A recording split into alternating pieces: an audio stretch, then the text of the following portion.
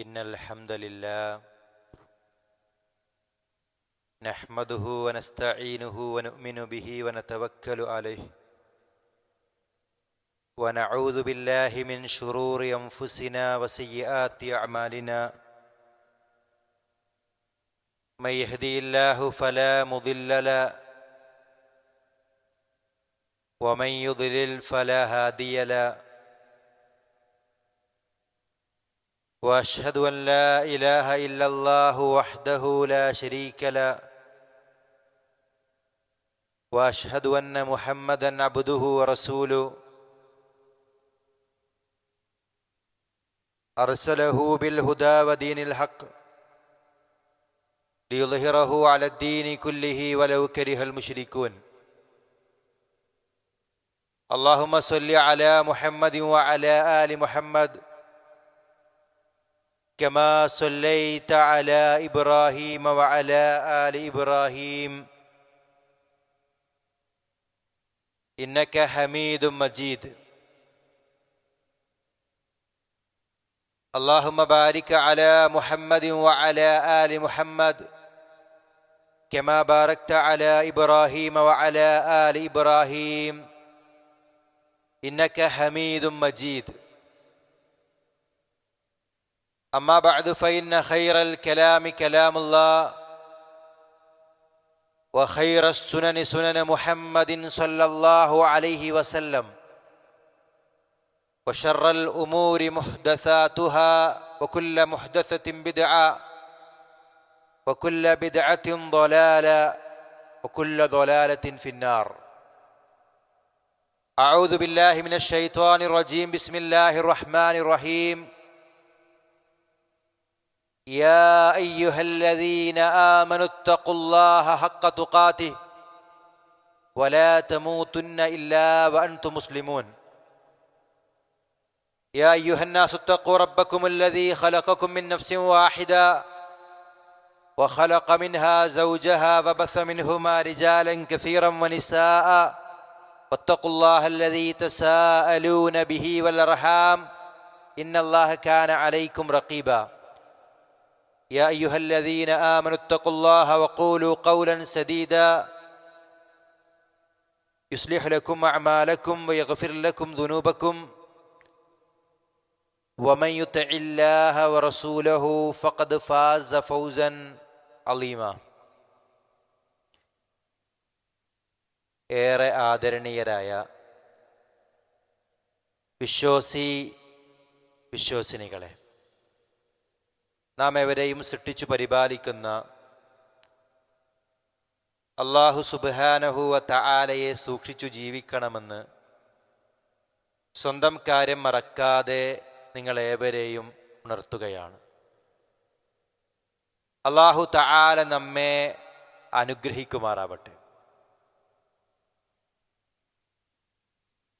അല്ലാഹു സുബ്ഹാനഹു വ തആല ചില കാര്യങ്ങൾക്ക് മറ്റു ചിലതിനേക്കാൾ ചില പവിത്രതകൾ നൽകിയിട്ടുണ്ട്. ലോകത്തുള്ള ജീവജാലങ്ങളിൽ നിന്ന് മനുഷ്യരെ അല്ലാഹു സുബ്ഹാനഹു വ തആല പ്രത്യേകമായി ആദരിച്ചിട്ടുണ്ട്. വലഖദ് കറംനാ ബനി ആദം, ആദം സന്തതിയെ നാം ആദരിച്ചിരിക്കുന്നു എന്ന് സൂറത്തുൽ ഇസ്രാഇന്റെ 70-ാമത്തെ ആയത്തിൽ നമുക്ക് കാണാൻ കഴിയും. മനുഷ്യരിൽ തന്നെ നബിമാർക്ക് പ്രത്യേകമായ നുബുവത്ത് നൽകി, അവരിൽ തന്നെ ചിലർക്ക് റിസാലത്ത് നൽകി അവരെ അല്ലാഹു തആല ആദരിച്ചിട്ടുണ്ട്. അതുപോലെ തന്നെ ഈ ഉമ്മത്തിലെ ഏറ്റവും ശ്രേഷ്ഠരായി സഹാബിമാരെ അല്ലാഹു സുബ്ഹാനഹു വ തആല തെരഞ്ഞെടുത്തിട്ടുണ്ട്. ചില സ്ഥലങ്ങൾക്ക് മറ്റു ചില സ്ഥലങ്ങളെക്കാൾ ചില ശ്രേഷ്ഠതകൾ അല്ലാഹു സുബ്ഹാനഹു വ തആല നൽകിയിട്ടുണ്ട്. അള്ളാഹ്ക്ക് ഏറ്റവും ഇഷ്ടപ്പെട്ട സ്ഥലങ്ങൾ പള്ളികളാകുന്നു എന്ന് റസൂലുള്ളാഹി സ്വല്ലല്ലാഹു അലൈഹി വസല്ലമ നമ്മെ അറിയിച്ചിട്ടുണ്ട്.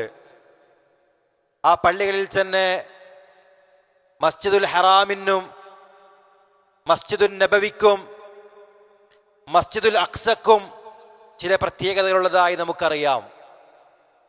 അതുപോലെ ചില ദിവസങ്ങൾക്കും മാസങ്ങൾക്കും സമയങ്ങൾക്കുമെല്ലാം അല്ലാഹു സുബ്ഹാനഹു വ തആല പവിത്രത കൽപ്പിച്ചിട്ടുണ്ട് എന്ന തിരിച്ചറിവ് നമുക്കുണ്ടാകണം.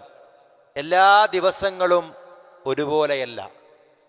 ആഴ്ചയിലെ ഏറ്റവും നല്ല ദിവസമായി അല്ലാഹു സുബ്ഹാനഹു വ തആല തിരഞ്ഞെടുത്തത് വെള്ളിയാഴ്ച ദിവസത്തെയാണ്. അതുപോലെ തന്നെ വ്യാഴാഴ്ചക്കും തിങ്കളാഴ്ചക്കുമൊക്കെ ചില പ്രത്യേകതകളുള്ളതായിക്കൊണ്ട് നമുക്ക് കാണാൻ കഴിയും. എന്നാൽ മോശപ്പെട്ട ദിവസമെന്ന് പറഞ്ഞ് നഹ്സിന്റെ ദിവസമായി അല്ലാഹു സുബ്ഹാനഹു വ തആല അങ്ങനെ ദിവസങ്ങളെ നിശ്ചയിച്ചിട്ടില്ല.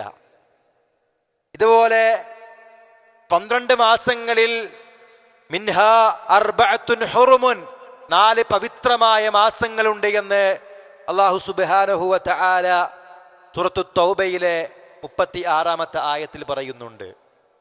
ആ പവിത്രമായ 4 മാസങ്ങൾ ഏതാണ് എന്ന് വിശുദ്ധ ഖുർആനിൽ നമുക്ക് കാണാൻ കഴിയില്ല. പക്ഷേ അതിൻ്റെ വിശദീകരണമായ റസൂലുള്ളാഹി സ്വല്ലല്ലാഹു അലൈഹി വസല്ലമ ആ പവിത്രമായ 4 മാസങ്ങൾ ഏതെല്ലാം നമ്മൾ അറിയിച്ചിട്ടുണ്ട്. ദുൽഖഅദ, ദുൽഹിജ്ജ, അൽ മുഹറം, അതുപോലെ തന്നെ റജബ് എന്നീ മാസങ്ങളാണ്. റജബ് മാസത്തിന്റെ അവസാനത്തിലാണ് നമ്മളുള്ളത്. ഇനി നമുക്ക് മുമ്പിൽ വരാനിരിക്കുന്നത് ശഅബാൻ എന്ന് പറയുന്ന മാസമാണ്. അതിനുശേഷം പുണ്യങ്ങളുടെ വസന്തകാലമായ റമളാനാണ് നമ്മൾ കടന്നു വരാനുള്ളത്. പലപ്പോഴും ആളുകൾ അശ്രദ്ധരായിക്കൊണ്ടിരിക്കുന്ന ഒരു മാസമാണ് ശഅബാൻ എന്ന് പറയുന്നത്. റജബ് നമുക്കറിയാം, അത് പവിത്രമാക്കപ്പെട്ട യുദ്ധം നിഷിദ്ധമാക്കപ്പെട്ട മാസമാണ്. റമളാനിന് മുമ്പ് തന്നെ റമളാനിന്റെ ഫദായിലുകളും മറ്റുമൊക്കെ നമ്മൾ മനസ്സിലാക്കുന്നതാണ്. ഷഹ്റു റമളാൻ അല്ലദീ ഉൻസില ഫീഹിൽ ഖുർആൻ, ഖുർആൻ അവതരിപ്പിക്കപ്പെട്ട മാസമാകുന്നു റമളാൻ എന്ന് പറയുന്നത്. ലൈലത്തുൽ ഖദ്ർ എന്ന 1000 മാസത്തേക്കാൾ പവിത്രമായ രാവുള്ള മാസമാണ് റമളാൻ.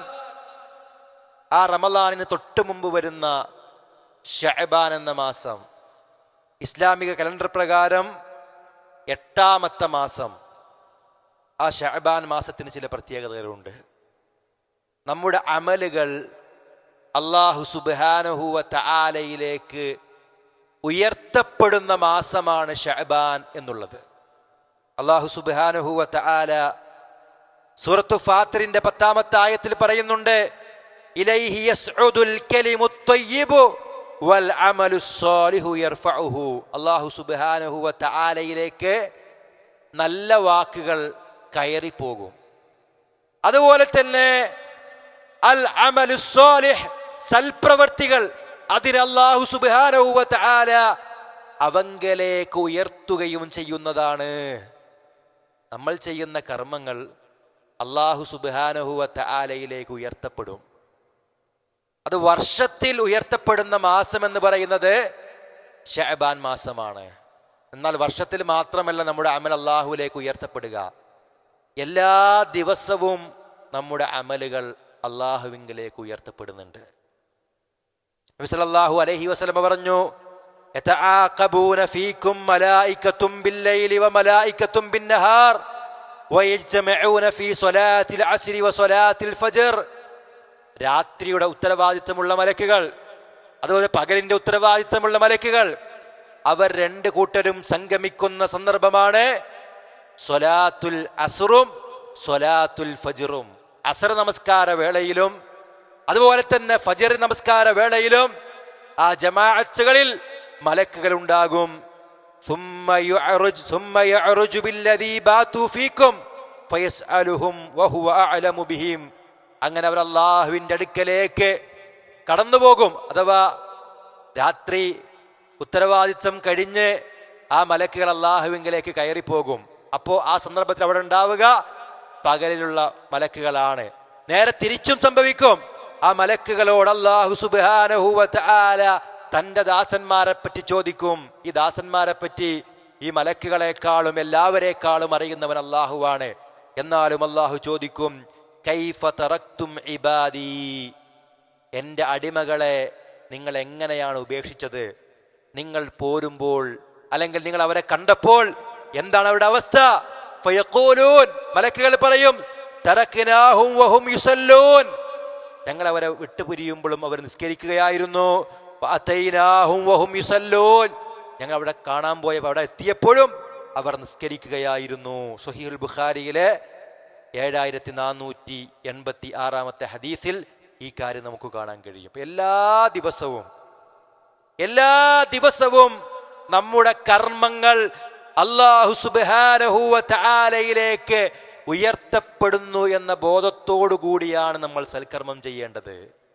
അല്ലാഹു എന്തിനാ നമ്മളെ പടച്ചത്? അല്ലദീ ഖലഖൽ മൗത വൽ ഹയാത ലിയബ്ലുവകും അയ്യുകും അഹ്സനു അമലാ. നിങ്ങൾക്ക് അല്ലാഹു സുബ്ഹാനഹു വ തആല ജീവിതവും മരണവും സൃഷ്ടിച്ചിരിക്കുന്നു. എന്തിനു വേണ്ടിയിട്ടാണ്? ലിയബ്ലുവകും, നിങ്ങളെ പരീക്ഷിക്കാൻ വേണ്ടിയിട്ടാണ്. അയ്യുകും അഹ്സനു അമലാ, നിങ്ങൾ ഏറ്റവും നന്നായി പ്രവർത്തിക്കുന്നത് ആര് എന്ന് പരീക്ഷിക്കാൻ. അഥവാ ഇഖ്ലാസോടുകൂടി അള്ളാന്റെ വജ്ഹ് മാത്രം ആഗ്രഹിച്ചുകൊണ്ട് പരലോക പ്രീതി പ്രതീക്ഷിച്ചുകൊണ്ട് റസൂൽ സല്ലല്ലാഹു അലൈഹി വസല്ലമയുടെ ചര്യ അനുധാവനം ചെയ്തുകൊണ്ട് കൃത്യമായ രൂപത്തിൽ മാതൃക സ്വീകരിച്ചുകൊണ്ട് ആരാണ് അമല് ചെയ്യുന്നത് എന്ന് അല്ലാഹു പരീക്ഷിക്കുന്നുണ്ട്. എല്ലാ ദിവസവും നമ്മുടെ കർമ്മങ്ങൾ അല്ലാഹുവിങ്കലേക്ക് കയറിപ്പോകുന്നുണ്ട്. അല്ലാഹു അത് ഉയർത്തുന്നുണ്ട്. നമ്മുടെ കർമ്മത്തിന്റെ അവസ്ഥ എന്താണ് നമ്മൾ പരിശോധിക്കേണ്ടതുണ്ട്. മനുഷ്യൻ മരണം മുന്നിൽ വരുമ്പോ അല്ലാഹുവിനോട് പറയും, റബ്ബിർജിഊൻ, അല്ലാഹുവേ എന്നെ ഒന്ന് ജീവിതത്തിലേക്ക് മടക്കിത്താ, ലഅല്ലി അഅമലു സാലിഹൻ ഫീമാ തറക്തു, എങ്കിൽ ഞാൻ ഉപേക്ഷ വരുത്തിയതായ സൽക്കർമ്മങ്ങൾ പ്രവർത്തിച്ചു കൊള്ളാം. സൂറത്തുൽ മുഅ്മിനൂനിന്റെ 99-100 ആയത്തുകളാണ്. ആ സന്ദർഭത്തിൽ ഖേദം പ്രകടിപ്പിച്ചത് കൊണ്ട് യാതൊരു കാര്യവുമില്ല.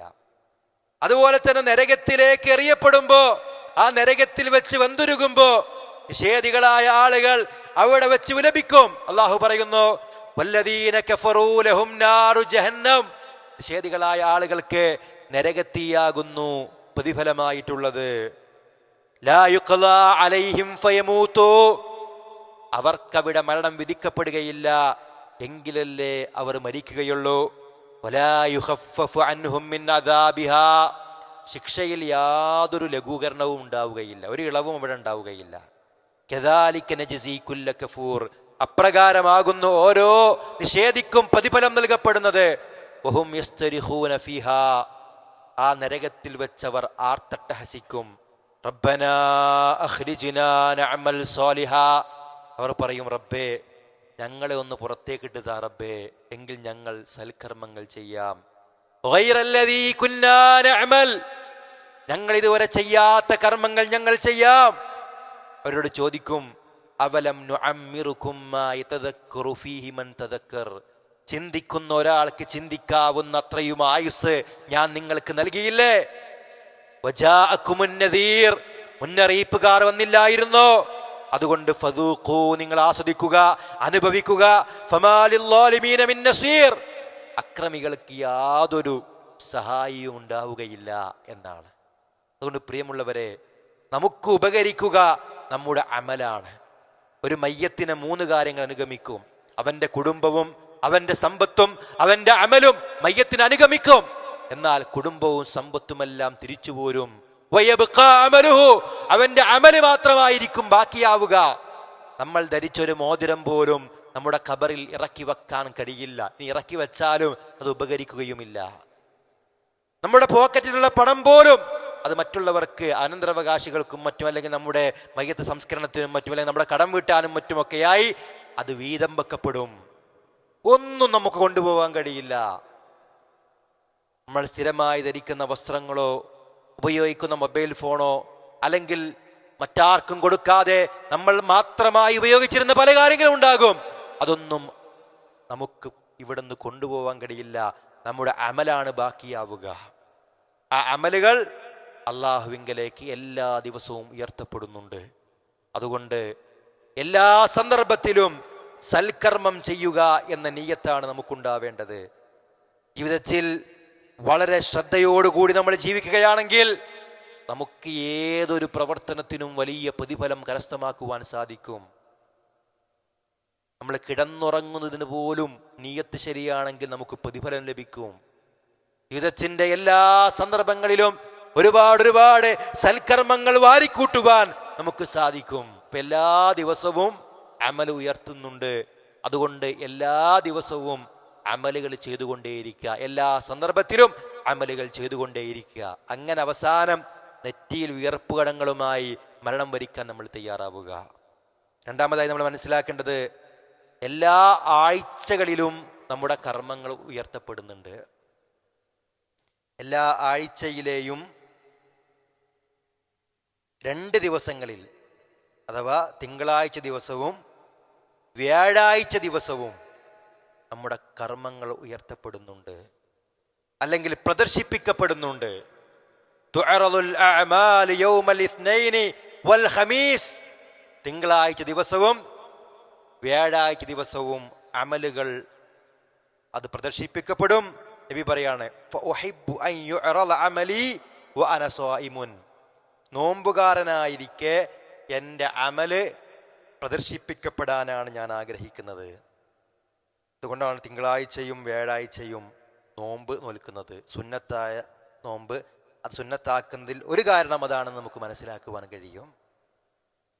അതുപോലെ തന്നെ എല്ലാ വർഷവും ശഅബാനിൽ നമ്മുടെ കർമ്മങ്ങൾ ഉയർത്തപ്പെടുന്നു.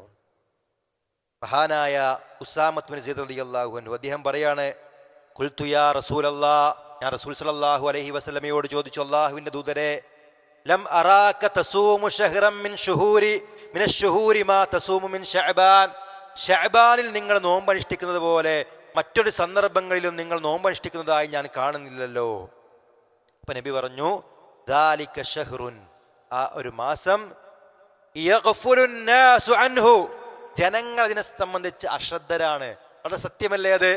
റമളാനാകുമ്പോ നമുക്കൊരു ശ്രദ്ധയുണ്ട്, എന്നാൽ ശഅബാനെ പറ്റി പലപ്പോഴും ആളുകൾ ചർച്ച ചെയ്യുന്നേ ഇല്ല. ഈ ചർച്ച ചെയ്യുന്ന ആളുകൾ തന്നെ ഇല്ലാത്തൊരുപാട് കെട്ടുകഥകളും ബിദ്അത്തുകളും ഒക്കെയാണ് ചർച്ച ചെയ്യുന്നത്.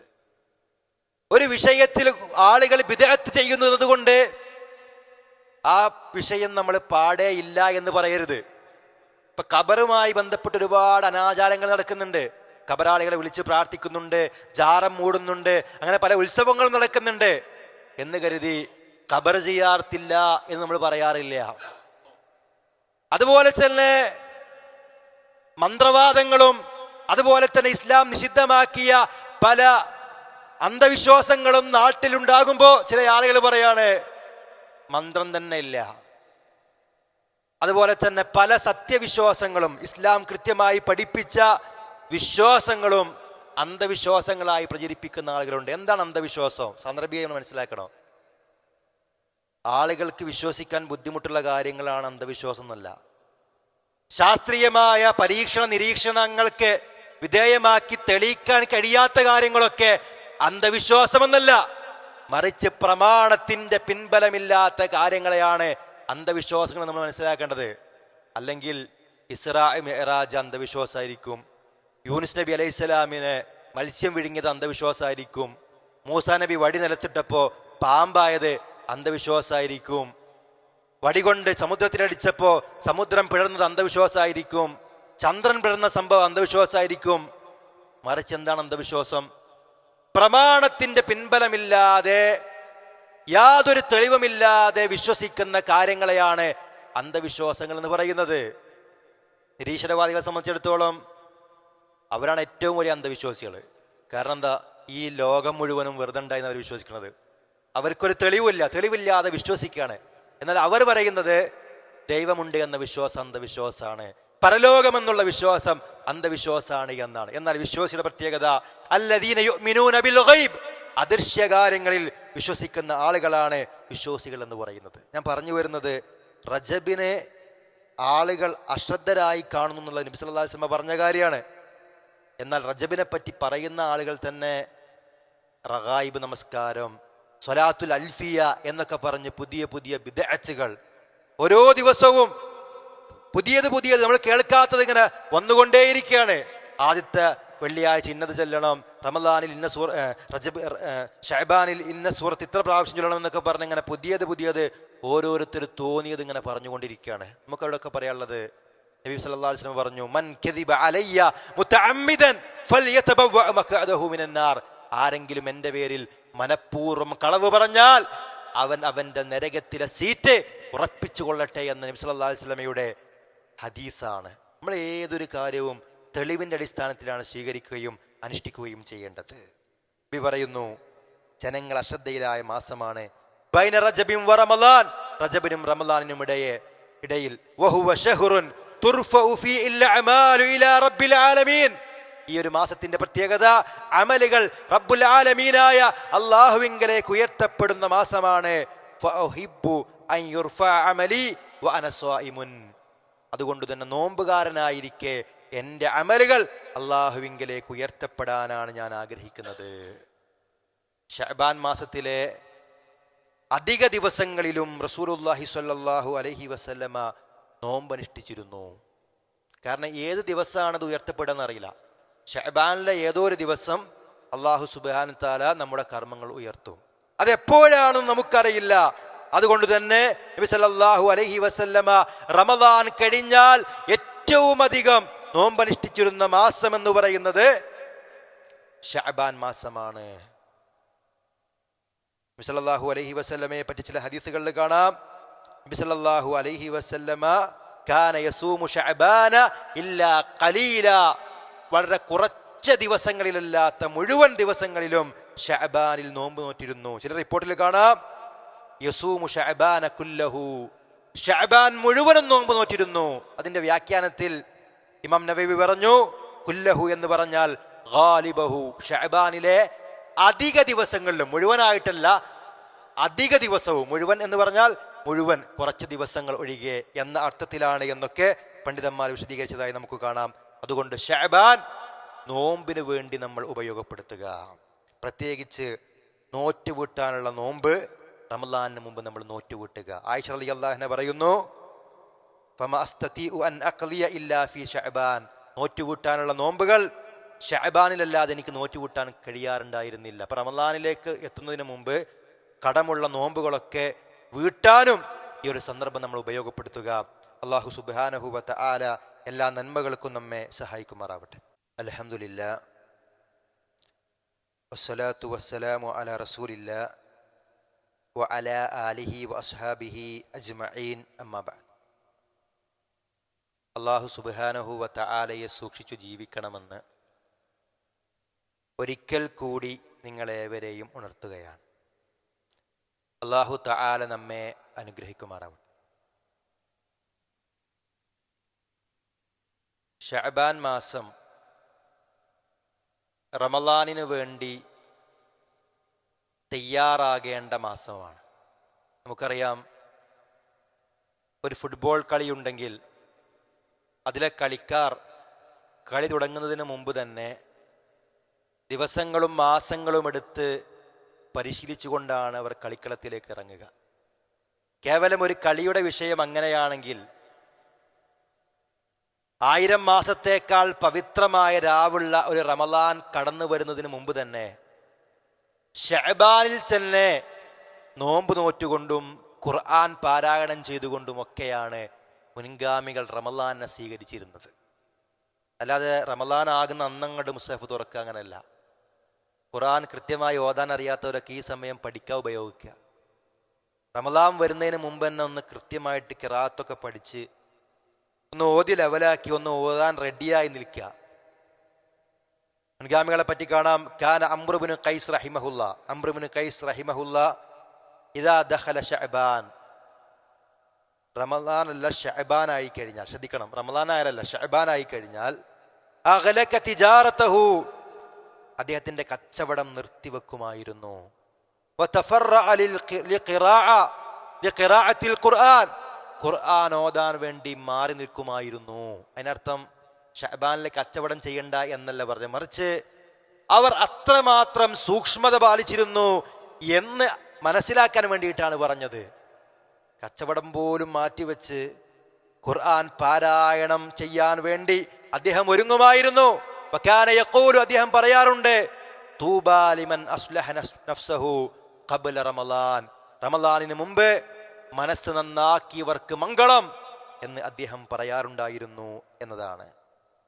ഇമാം ഇബ്നു റജബ് അൽ ഹംബലി റഹിമഹുല്ല പറഞ്ഞു, ലമ്മാ കാന ശഅബാൻ കൽ മുഖദ്ദിമതി ലിറമളാന ശുരിഅ ഫീഹി മാ യുശ്റഉ ഫീഹി റമളാൻ മിന അസ്സൗമി വ ഖിറാഅത്തിൽ ഖുർആൻ. അതായത് ശഅബാനിൽ റമളാനിൽ നിയമമാക്കപ്പെട്ട നോമ്പ്, അത് ശഅബാനിൽ നോൽക്കുന്നത് വളരെ പ്രതിഫലാർഹമായ കാര്യമാണ്. അതുപോലെ തന്നെ ഖുർആൻ പാരായണം, ഇതൊക്കെ ചെയ്തുകൊണ്ട് റബ്ബിങ്കലേക്ക് മനസ്സുകളെ കൂടുതൽ അടുപ്പിക്കുവാൻ ഈ സന്ദർഭം ഉപയോഗപ്പെടുത്തണം.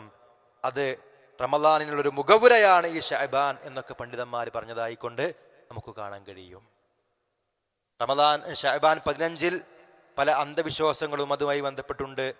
ഇൻഷാ അല്ലാഹ് അടുത്തൊരു ഖുതുബയിൽ ആ വിഷയങ്ങളൊക്കെ നമുക്ക് ഇൻഷാ അല്ലാഹ് മനസ്സിലാക്കാം. അല്ലാഹു സുബ്ഹാനഹു വ തആല എല്ലാ അർത്ഥത്തിലും കൃത്യമായി സുന്നത്തനുസരിച്ച് ജീവിക്കുന്ന സദ്വർച്ചരിൽ നാം ഏവരെയും ഉൾപ്പെടുത്തി അനുഗ്രഹിക്കുമാറാവട്ടെ. ബഹുമാനനായ എം മുഹമ്മദ് മദനി നമ്മിൽ നിന്ന് ഇടപറഞ്ഞു. അല്ലാഹു തആല അദ്ദേഹത്തിന് മഗ്ഫിറത്തും മർഹമത്തും നൽകി അനുഗ്രഹിക്കുമാറാവട്ടെ. അദ്ദേഹത്തിന്റെ ഖബറിടം അല്ലാഹു സുബ്ഹാനഹു വ തആല വിശാലമാക്കി നൽകി അനുഗ്രഹിക്കുമാറാവട്ടെ. അദ്ദേഹത്തെയും നമ്മെയും അല്ലാഹു തആല അവന്റെ ജന്നാത്തുൽ ഫിർദൗസിൽ ഒരുമിച്ച് ചേർത്ത് അനുഗ്രഹിക്കുമാറാവട്ടെ. രോഗികൾക്ക് അല്ലാഹു സുബ്ഹാനഹു വ തആല സമ്പൂർണമായ ശിഫാഇനെ പ്രദാനം ചെയ്യുമാറാവട്ടെ. മരണപ്പെട്ടവരുടെ ഖബറിടങ്ങൾ അല്ലാഹു സുബ്ഹാനഹു വ തആല വിശാലമാക്കി നൽകി അനുഗ്രഹിക്കുമാറാവട്ടെ. اللهم اغفر للمؤمنين والمؤمنات والمسلمين والمسلمات الأحياء منهم والأموات إنك مجيب الدعوات وقاضي الحاجات. اللهم أعز الإسلام والمسلمين، اللهم أعز الإسلام والمسلمين، اللهم أعز الإسلام والمسلمين، وأذل الشرك والمشركين، وأذل الشرك والمشركين، وأذل الشرك والمشركين. آمين آمين برحمتك يا أرحم الراحمين. صلى الله على محمد وعلى آل محمد والحمد لله رب العالمين.